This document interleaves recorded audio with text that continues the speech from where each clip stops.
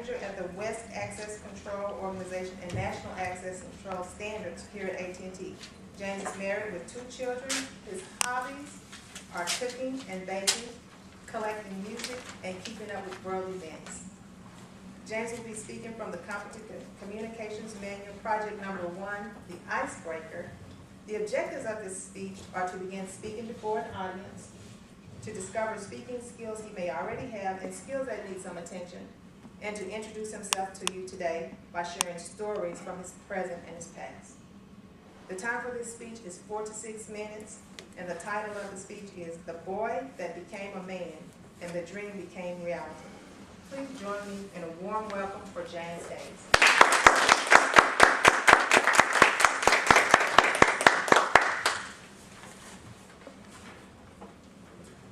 In 1967, the average price of a new home was $14,250.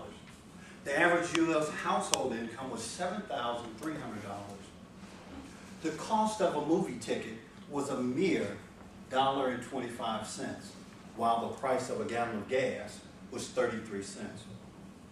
In 1967, Thurgood Marshall became the first African American appointed to the U.S. Supreme Court, and Muhammad Ali was stripped of his heavyweight boxing title because he failed to register for the draft.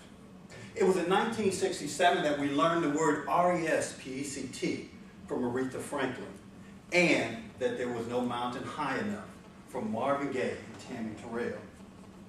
But of all those things, the most important thing that happened in 1967 happened for Ruby and Robert Days, because on December 30th, 1967, they gave birth to their second son.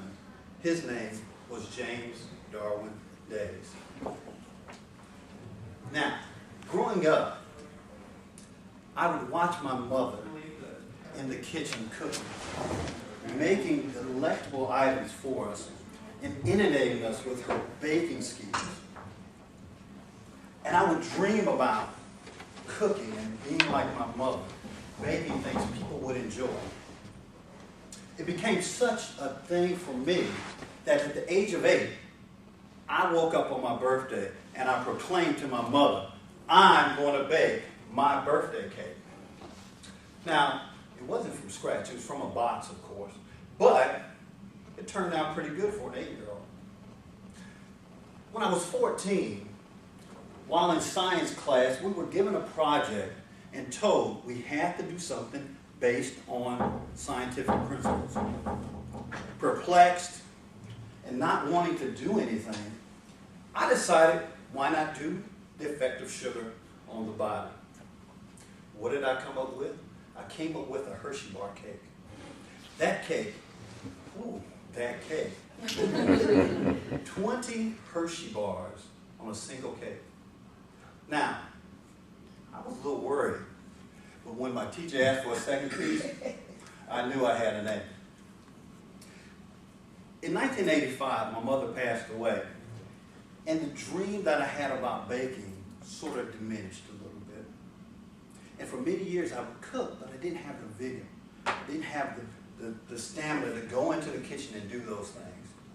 But as it came back in 2002, I decided to go to the Institute of Culinary Education, where, let me just show you a few of those things that we would bake and that we would make while we were in class.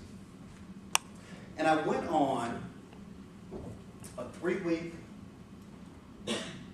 internship, if you will, to become a certified baker. This is a picture of me and my partner. We would go to class 8 a.m., get out of class at 10 p.m.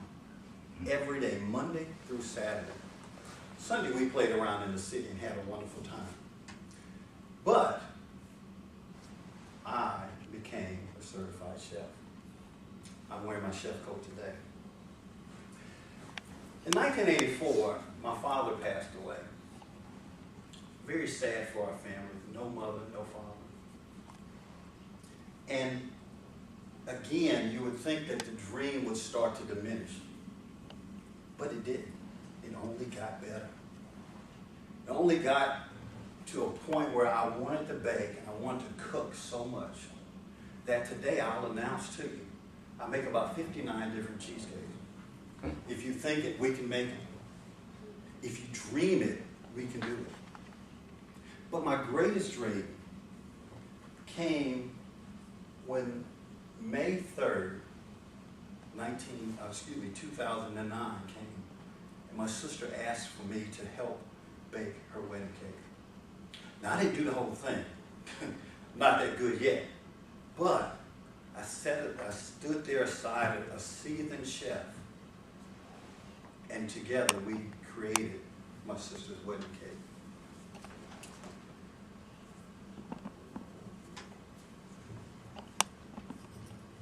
Not only did we do that, of course she was having a groom, so we had to do a groom's cake as well.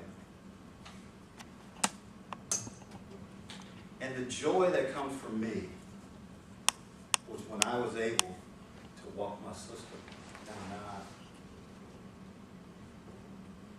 the aisle. You see, as I begin to close, I'll share this with you. Staying up all night takes away from sleeping. Not sleeping takes away from dreams. Because the more you dream, the more dreams you have, and the chances you have of one coming true. So I stand before you today as the boy that became a man, and my dream that became a reality. Madam Toastmaster, thank you.